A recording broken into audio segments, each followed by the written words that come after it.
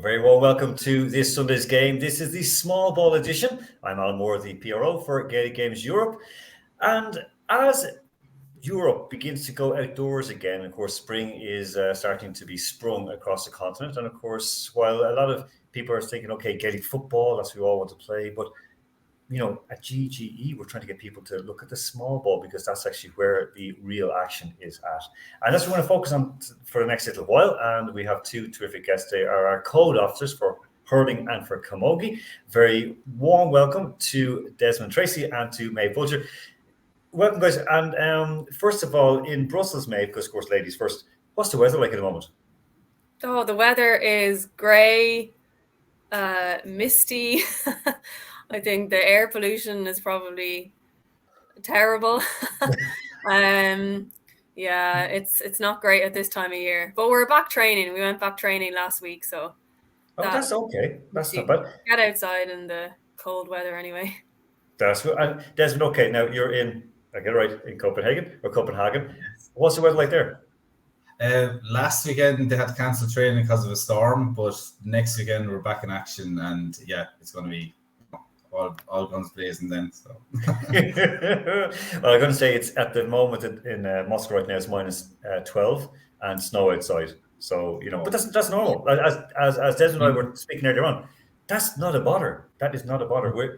You just need a yellow slitter. That's the whole thing. You need a yellow slitter. So, going to start off and get to know these both, of course, because people across the continent watching this, they want to, some people, especially who are Gaels of a newer variety, they're not really sure exactly what hurling is, what camogie is, and how to get involved in it. So I'll start off, Desmond, with you on this one. First of all, you're from Kilkenny, correct? Yeah. My club, Dixborough GA, is my club, but the original club was.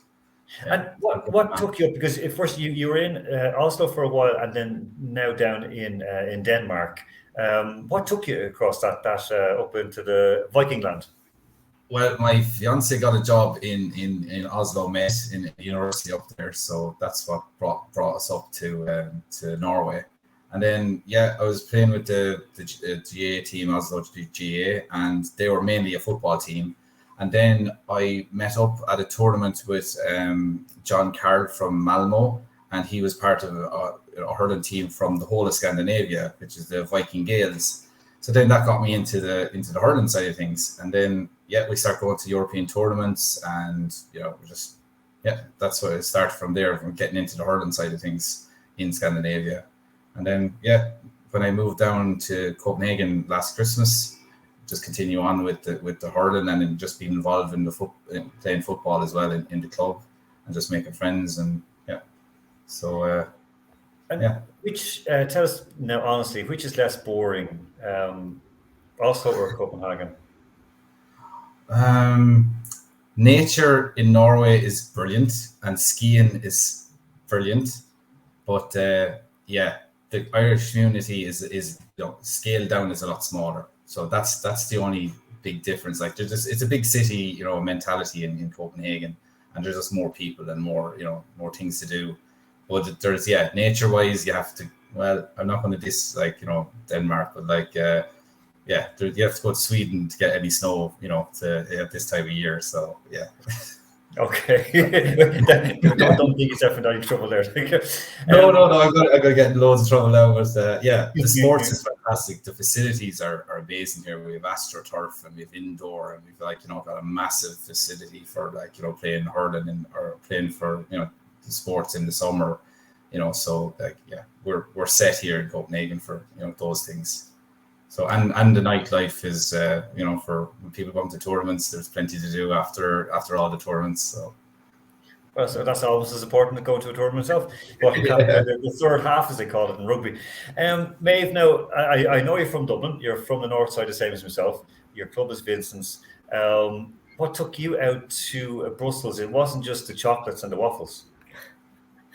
No, I came out to Brussels almost 8 years ago now. For work, which I think is probably the reason that most people come out to Brussels, being the home of the European Union.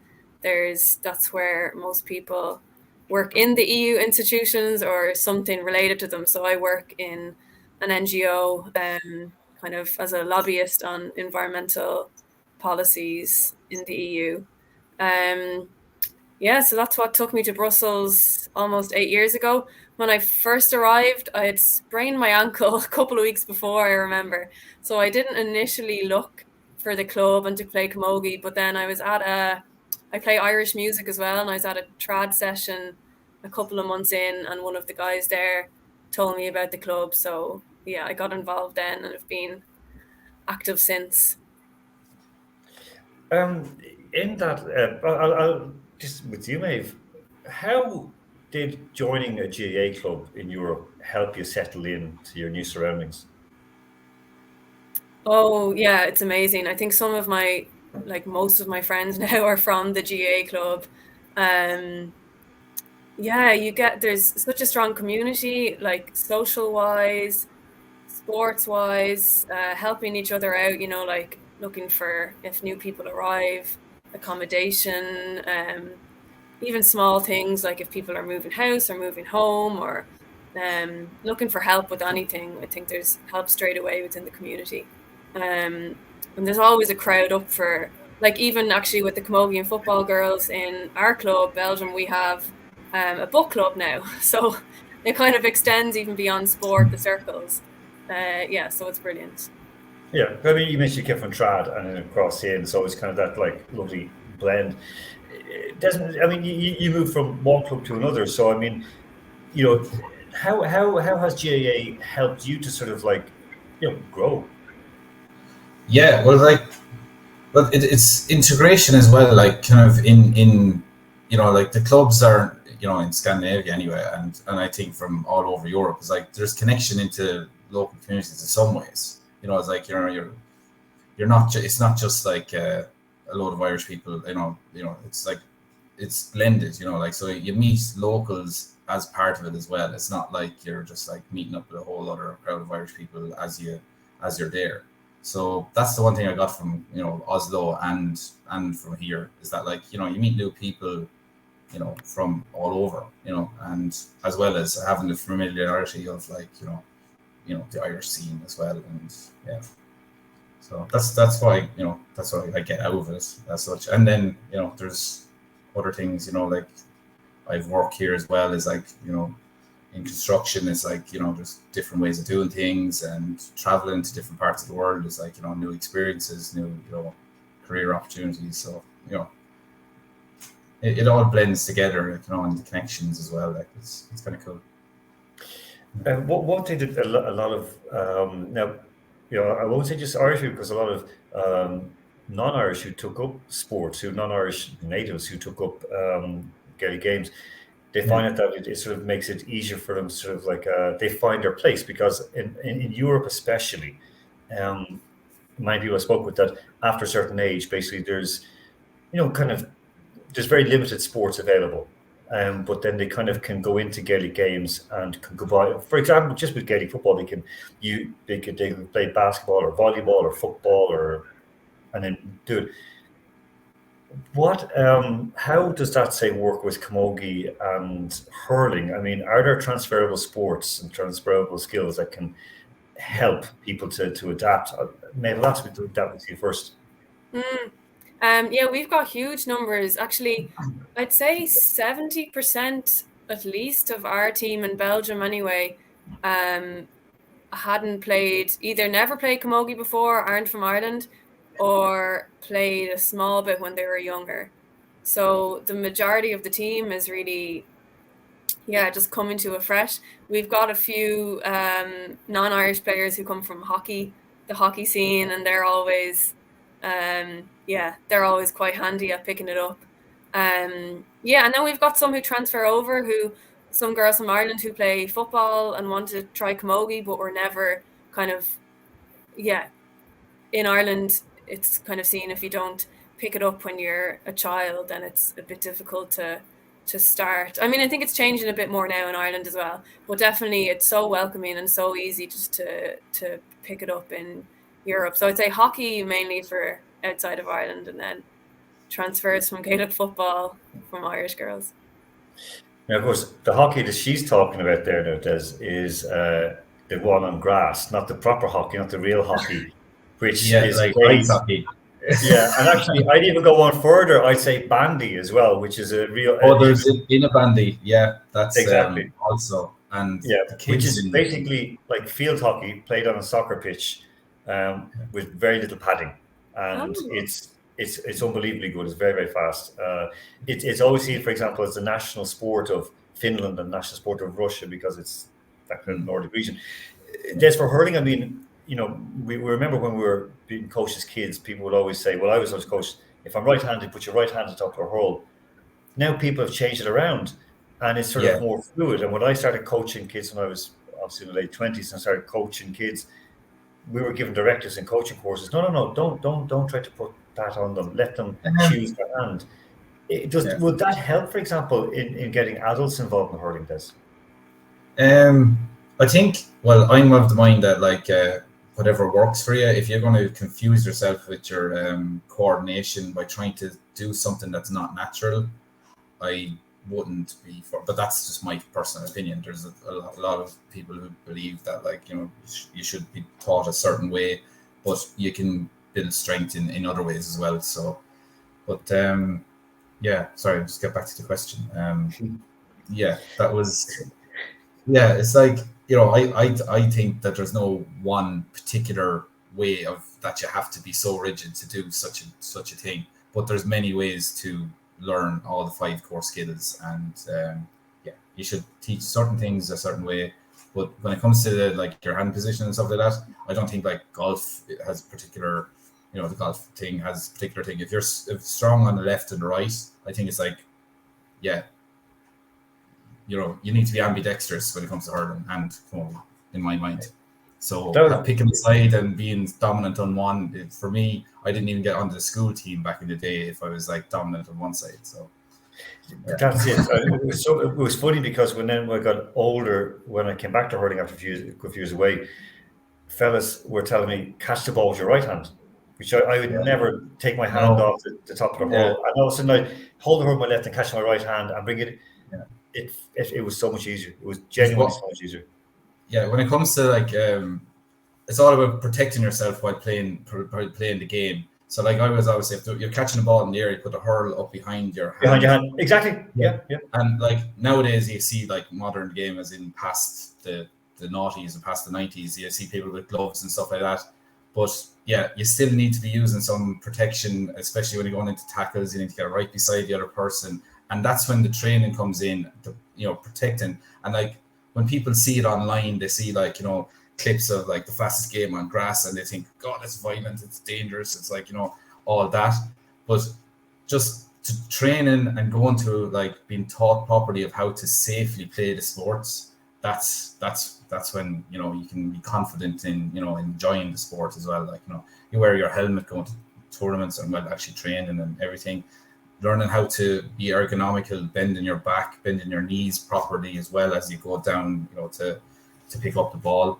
It's all important to get these skills in, and then once you have the basic 5 skills, then you're set to enjoy the sport. And yes. Babe, on that, in camogie, how long, for example, if someone picking you up, okay, they might play field hockey or just played other sports, how long would it take a first timer to get up to a level where they can actually look after themselves in a match, in a camogie match? I'd say, yeah, I'm thinking back to now, like we've got 4 or 5 new girls who are after joining in Belgium who've never played before. And we kind of start off by doing the basics like jab lift, roll lift, hand pass.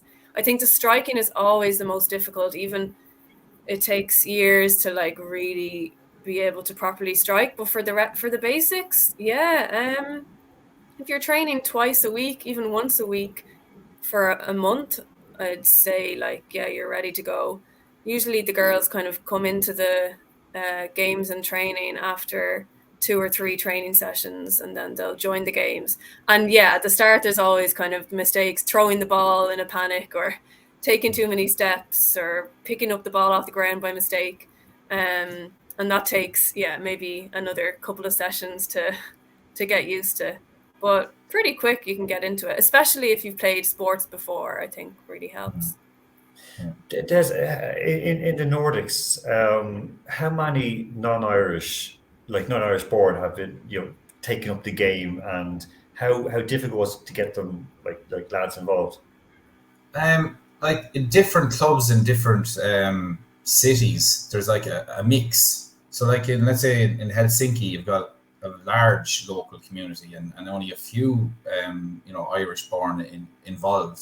And then in Oslo, it's nearly all Irish people, and there's only a few people who come in like that would be local born.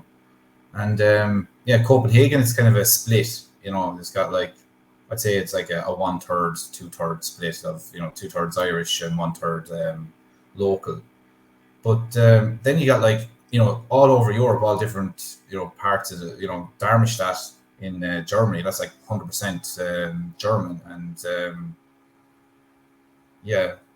So there's a total mix. Like it's whoever is kind of the critical mass, and is whoever is like pushing it forward.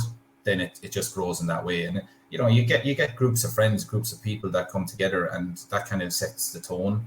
But to try and help, to be open to local community, then help that. I think that's the way sustainable clubs kind of stay. When it's like dominated by let's say an Irish community that like has contracts and has 2-year contracts, and people just up and leave. It's disappointing to see a club appear and then disappear. So it's a mix. So but it's all works, just to get the games playing, and that's the main thing. Like, so we see it in different regions within Europe, like in France or in Galicia, in Spain, north of Spain, where there's no Irish involved at all. And again, but in saying that, I'll stick with you with this one. How difficult is it then to spread the game? I mean, how many clubs do we have playing hurling? How many hurlers do we have? And how difficult is it then to spread it into regions where there aren't Irish involved? Because, okay, Darmstadt is a standalone case because they're all hurling lovers. And I saw them at the World Games 4 years ago, and and I played football with the guys as well. They're really dedicated. But how many clubs, how many hurlers do we have? And how difficult will it be, or how is it going and getting it into the regions where there are no Irish involved in clubs? Yeah, I think it comes down to, well, there's roughly around 40 plus clubs actively playing hurling, but like that fluctuates from year to year, but like it's always increasing just a little bit. But when you're talking about like bringing hurling into, it's all about ownership and like local communities taking it on themselves and own it, like any Irish GA club. It's from the community that it really grows properly. So if you get like people into hurling and they start taking it on as their own, then that's how it'll naturally grow.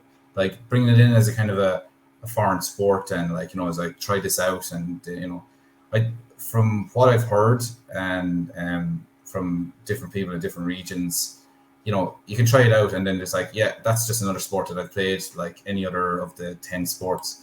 But when it comes to actually, keeping a club going, it has to be the community, it has to be the local, locals getting involved, and that's where I think it really works. So.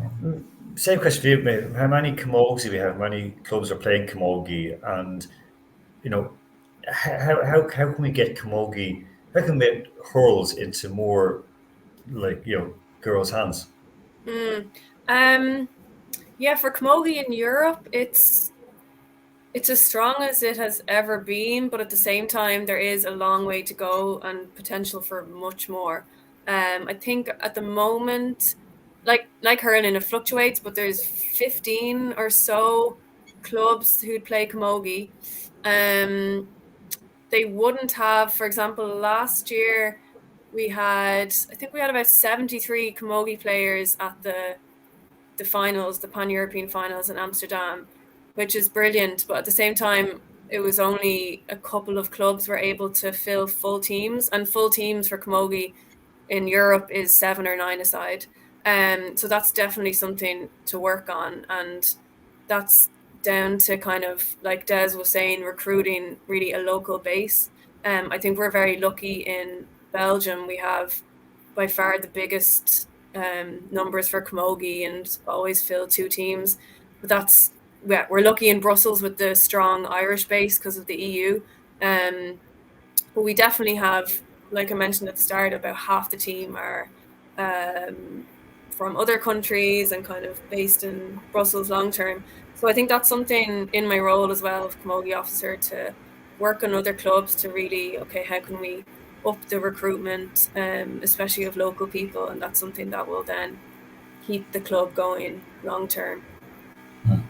Yeah, but I mean, it is essential. I mean, seeing our own club Moscow, we've got 26 different nationalities, and it's unbelievable because then they all come in and they go to an Irish club to watch a league match last weekend, and I was like, okay, this is really mental. But they're bringing their friends in, and one fellow brought his wife in, and they were sitting there watching. And then so they're kind of getting involved, and so as you said, getting the local community in, and it really grows.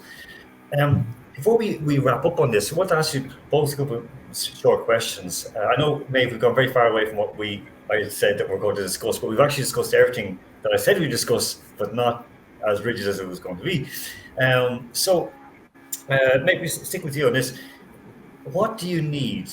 Because this will be watched by not just by people in Croke Park, but also by our head people in GGE. What do you need to help Camogie grow in Europe? What is your wish list? What do you need? I would say we really need, I think there needs to be equal prioritization of Camogie with the other codes. Often, I think Des might agree with this as well, because football is a bit more easier to pick up. There's more players playing it. It sometimes does get prioritized ahead of Camogie and hurling, in terms of kind of finding even coaches and pitches and promoting the games in clubs. Football will get more of a look in than Camogie and hurling. So that's a big thing for clubs to be. Yeah, we're trying to reach out to all the clubs to see, okay, do you want to start hurling, or kind of is there a few players in the club who really are keen to promote it in a bigger way, and to work with them to see what they need. And even stuff like basic stuff like equipment. We have a bit of funding, and we're looking at what clubs need in terms of, because football, again, it's much easier. You just need a football to play. Hurling, you need the splitters, the helmets, the hurls. So there's not a lot more kind of funding that you need to put in at the start to get the clubs up and going. So I think there's some of the main things. Des can probably add on from his side. Yeah, communications, like from because the 110 roughly clubs that are in, like with the European County Board, it's like a lot of the communications go to their club emails, but then the hurlers within the clubs, if they're not like a hurling club like dedicated just to that, the filtering down of information for us in the 2 codes is like something we have to deal with, and ends up going on to WhatsApp and different ways to get to the hurling officer in that club. So yeah, that's the only thing that I'd like to say, if we were to put something out there, is that to help with communications, that chairpersons, secretaries in all the clubs, really push down to all the members in their clubs, including our 2 codes, because it's easy just to be a chairperson or a secretary or in the top of the executive committee and forget a little bit about there's 5 lads that play hurling or 5 girls that play hurling in the team, the 25 that play football, we'll just give them the information that they need to know. And that other email that came in about those 2 other things, sure, that's what I'd complain about. That's what I'd be like, or I think the 2 of us are very much on the scope. Is can we help with that? Get that going. And there's always love more funding. Love to get more sitters, love to get more helmets, and the big ticket items. A lot of clubs need to go to tournaments, and we have a whole load of hurdles that have to come. And you can pump up a football and stick it into a bag and pump it up at the tournament, but you need an ice hockey bag to bring 15 hurdles if you're going to a tournament. Helmets as well, that kind of stuff. logistics is a thing for our sport. But yeah, we saw it actually with Simber Scots when we actually went down. It was Russian Championship. We went 3 years ago at the end of 2020, October 2020, and we brought in hurls for them, and they were mad keen to play because all of them played bandy, for example, and ice hockey, and some of them played field hockey. And the girls, especially, they wanted to take it on. They wanted to play, but immediately when I saw them starting to swing, I was like, "Hold on." I told our guys from us, "No, listen, we need to get them helmets first," and that was the biggest issue because we were looking for helmets, ice hockey helmets, but they were either so expensive, or basically it was so difficult to try and get them. And also, the ice hockey helmets are very different. They're not like the old Cooper helmets that we would have grown up with in Ireland. They're a bit larger, Yeah, exactly. And there's your visual like scope. Yeah, exactly. And they have a plastic mask in front of it, and they really do not stand up to a belt of a hurl. That's a fact. No. And they don't protect the mouth. Like they have a strap and then but in saying that, before we go away, but I mean they're not easy. So before we go away, what would be the aim for you for this year, for 2023 to the end of the year? What would you expect to happen for hurling? What are you going to make happen? Well, communications. I'd like to see more work on the coaching side of it to get the levels up of coaches, like to get their certification up, but just to support them, basically.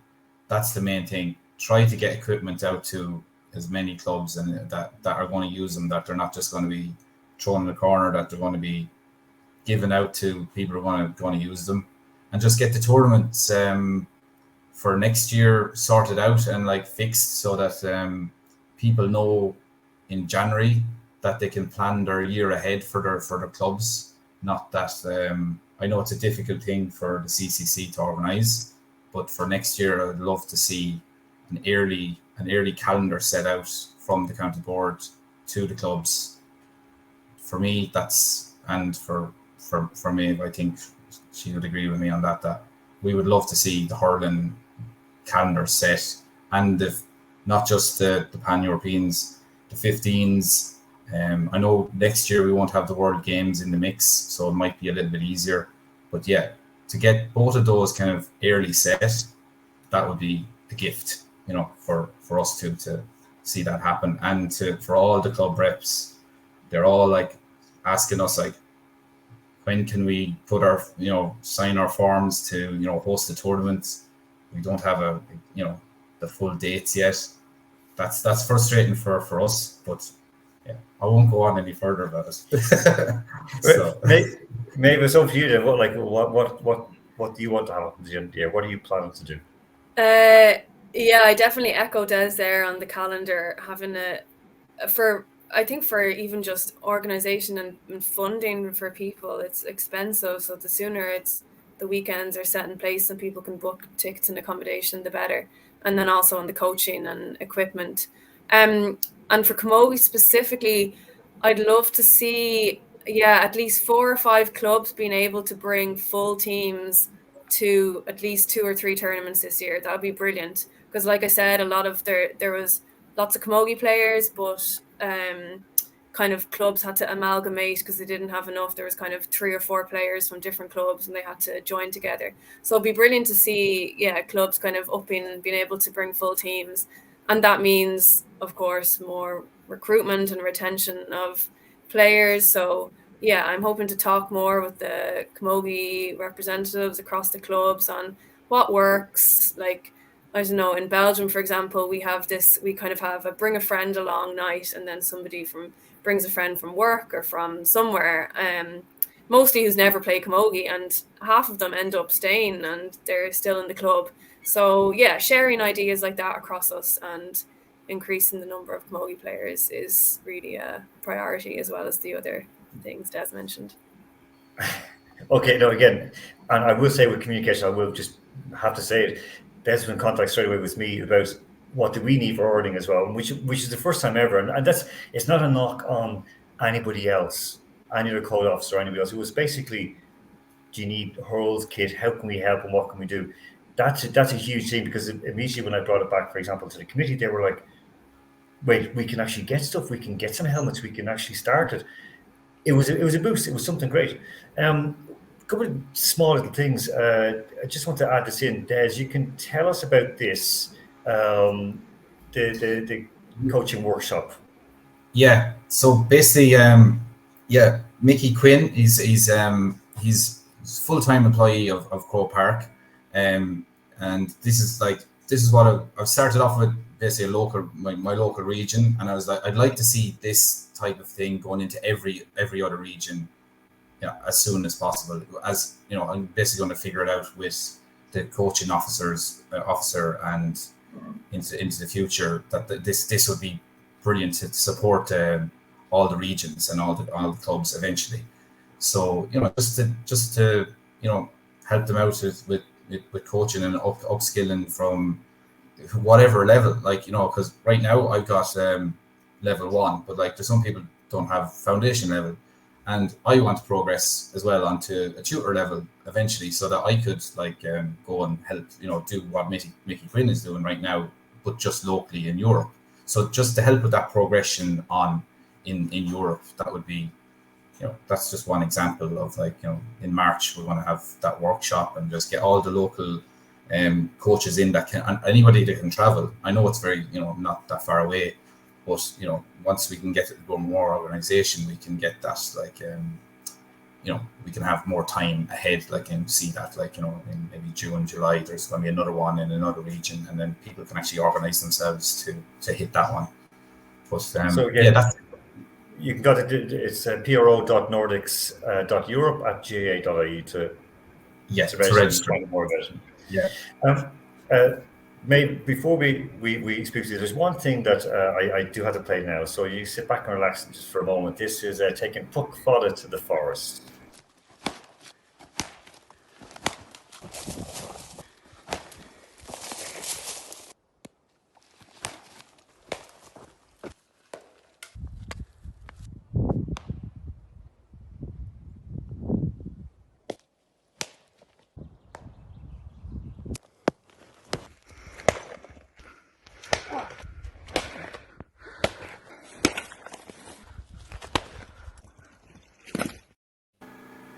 I mean, you could take off some of the Camogues down to the Ardennes, and what would you reckon? Would you be able to do it? Yeah, it would be good. We can try. Or you could always go up to the it's just a suggestion as a PR kind of thing. Go up to Limburg, to the dryland pumps. Okay. Where there's Germany, Belgium, and Holland all touch together. Yes. Oh yeah. You could hit the ball in between the 3 countries. Yeah. There you go. You Camogie in 3 countries in 3 seconds. Just run around in a circle. I'm telling you. Look, we'll plug it, we'll promote it, and I'll tell you something. It'll go viral. Just as a hint. So when this happens, people say, "Pardon?"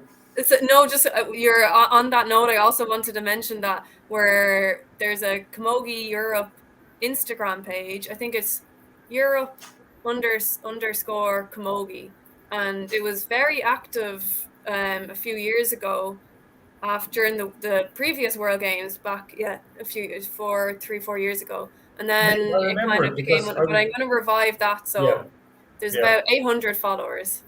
That's right. We were sharing, we were actually reposting it as well. I mean, it was brilliant. I mean, the Camogie, I have to say, the Camogie for the last World Games was absolutely terrific.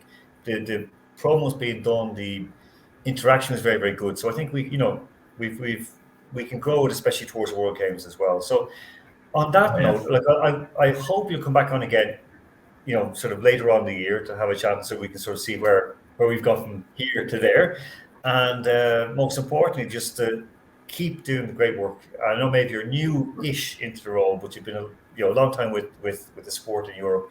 Just keep at it, because it is, it's 5,000 years old. It is our national game. It's our national pride. And I think, you can see the pride in Irish people, no matter if you hear people from Eamon Dunphy to George Hook, all the people who had very little time in their soccer and rugby people.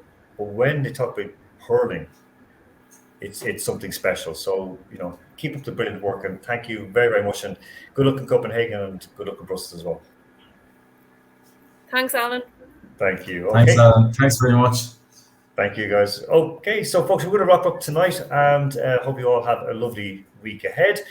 Enjoy the show, of course, to like, subscribe, and to follow us as well, and let us know what you think of the show. And of course, we'll be back next week with some more This Sunday's Game.